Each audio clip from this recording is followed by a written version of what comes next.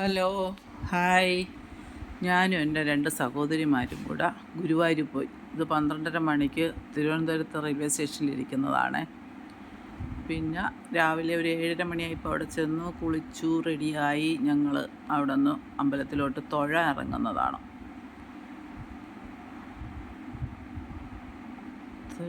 തൊട്ടടുത്ത നമ്മുടെ ആ കുളത്തിൻ്റെ സൈഡിലുള്ള ഒരു ഗസ്റ്റ് ഹൗസാണ് കേട്ടോ. ഇതിൻ്റെ തൊട്ടടുത്ത് ഇതിൻ്റെ ഫ്രണ്ടിൽ തന്നെയാണ് ഞങ്ങൾ താമസിക്കുന്ന സ്ഥലവും. ഇത് മറ്റേ ഭക്ഷണത്തിന് വേണ്ടി നിൽക്കുന്ന ക്യൂ ആണ്. ഒരു 8:30-9 മണിക്ക് നമ്മൾ കയറുമ്പോഴേ ആ ക്യൂ അവിടെ നിൽക്കുകയാണ് അല്ലേ. ഈ കുളത്തിൻ്റെ തൊട്ടടുത്ത് അവിടെ ഞങ്ങളെ കാണാൻ ഞങ്ങളുടെ നാത്തൂനാണേ, ആശ. തൃപ്പൂണിത്തറയിലാണ് താമസിക്കുന്നത്. അപ്പം ഞങ്ങൾ ഗുരുവായൂർ വരണമെന്നും പറഞ്ഞിട്ട് ആശയും ഞങ്ങളെ കാണാൻ വേണ്ടിയും ഗുരുവായൂർ തൊഴാൻ വേണ്ടിയിട്ട് വന്നു.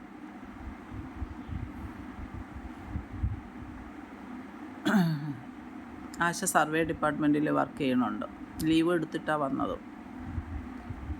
എന്നിട്ട് ഞങ്ങളെല്ലാവരും കൂടെ തൊഴാൻ കയറാൻ വേണ്ടി പോകുന്നതാണ്.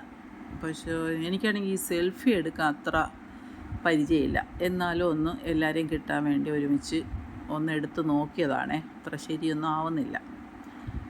അത് കഴിഞ്ഞിട്ട് ഈ ഫോണ് കൊണ്ടുവന്ന് ക്ലോക്ക് റൂമിൽ വെക്കണമല്ലോ, അതിന് വേണ്ടി പോകുന്നതാണ്. അന്നേരം അവിടുത്തെ തിരക്ക് കണ്ടോ, നല്ല തിരക്ക്.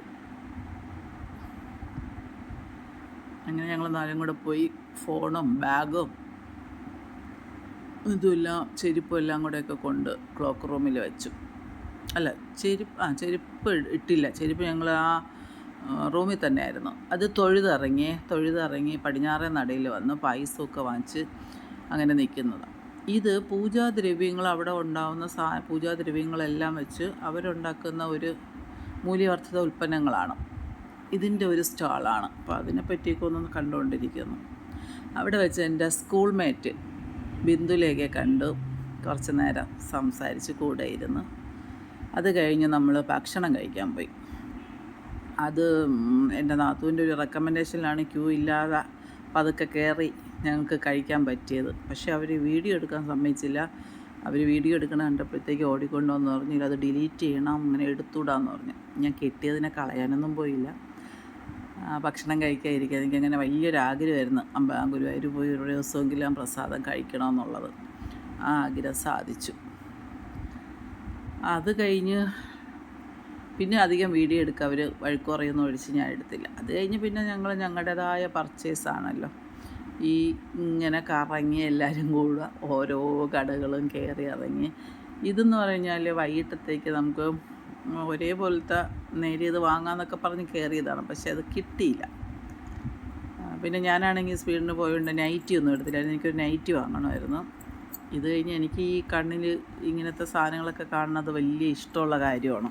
അപ്പോൾ എനിക്ക് ഇഷ്ടപ്പെട്ട കുറച്ച് കാഴ്ചകൾ നിങ്ങളെയും കൂടെ കാണിച്ചു തരാമെന്ന് വിചാരിച്ചു. അതൊക്കെയാണ് ഇത്. എല്ലാം ഷോ പീസുകളായിട്ടുള്ള കുറേ സാധനങ്ങൾ അവർ അടുക്കി അലങ്കരിച്ചൊക്കെ വെക്കുന്നത് കാണുന്നതും നമ്മളിങ്ങനെ ആകർഷിക്കുമല്ലോ. അതെല്ലാം ഞാനിങ്ങനെ നടന്ന് എനിക്ക് ഇഷ്ടപ്പെട്ട കുറച്ച് കാഴ്ചകളൊക്കെ ഞാനിതിങ്ങനെ എടുത്തുകൊണ്ടിരുന്നു. നല്ല ഭംഗി ഇങ്ങനെയൊക്കെ ഒരുക്കി വെച്ചേക്കണത് കാണാൻ. അതൊക്കെയാണ് ഈ കാണുന്നത്. പിന്നെ കുറച്ച് സ്നാക്സ് ഐറ്റംസ്, ഗുരുവായൂർ പപ്പടം, സ്നാക്സിൻ്റെ ഒരു വലിയ അത് അടുക്കി വെച്ചേക്കുന്നത് കാണാൻ തന്നെ എന്തോ ഭംഗിയാന്ന് നോക്ക്. പിന്നെ അലുവ,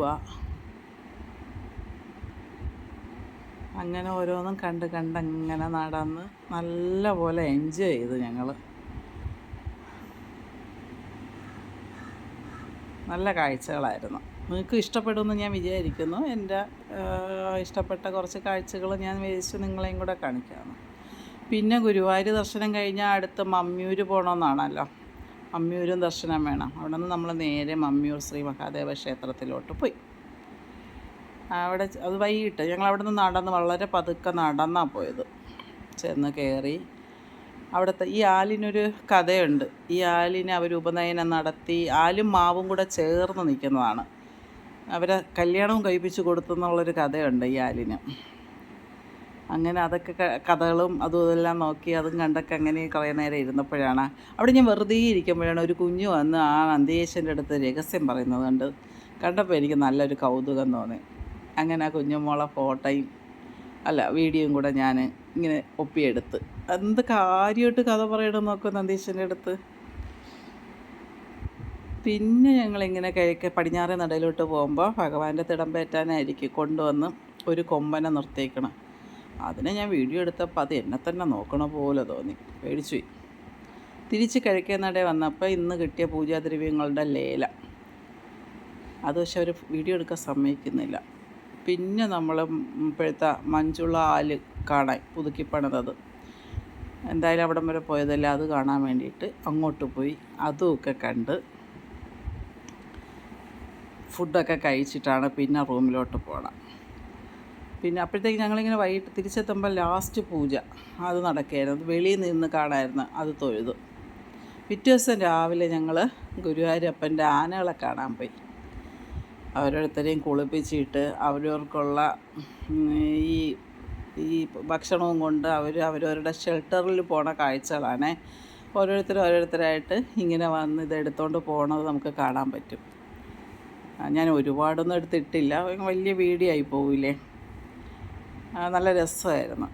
അങ്ങനെ ഇത് കണ്ട് പോകുമ്പോഴാണ് ഒരാൾ ഞങ്ങളുടെ ക്യാമറയെ നോക്കിയിട്ട് ഭയങ്കര ഡാൻസ് കളി, തല കുലുക്കി ഭയങ്കര അത് കുറച്ചൊന്ന് എടുത്ത്. ഇതൊക്കെയാണ് എൻ്റെ ഗുരുവായൂരിൽ ഞാൻ കണ്ട കുറേ കാഴ്ചകളും സന്തോഷങ്ങളും നിങ്ങളുമായിട്ട് ഒന്ന് പങ്കുവയ്ക്കാമെന്ന് വിചാരിച്ചു. അവൻ്റെ ആ തലയാട്ടിൻ്റെ ഭംഗി കണ്ടാ. ഓക്കേ.